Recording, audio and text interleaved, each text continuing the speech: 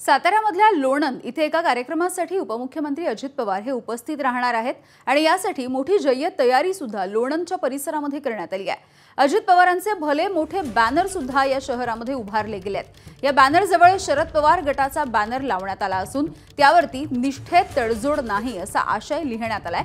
या ठिकाणावरून आढावा घेतलाय आमचे प्रतिनिधी राहुल तपासे यांनी।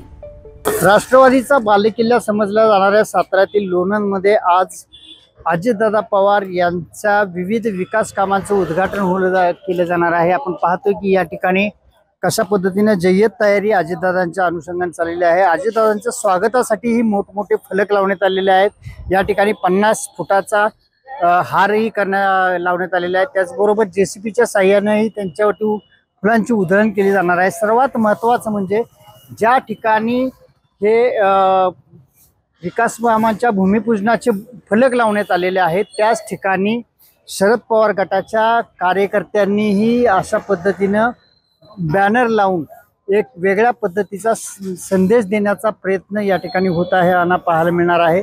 सर्वात महत्त्वाचं म्हणजे अजितदादा आणि शरद पवार यांचं प्राबल्य ह्या सातारा जिल्ह्यातल्या सर्व मतदारसंघांवरती आजपर्यंत पाहायला मिळालेलं होतं।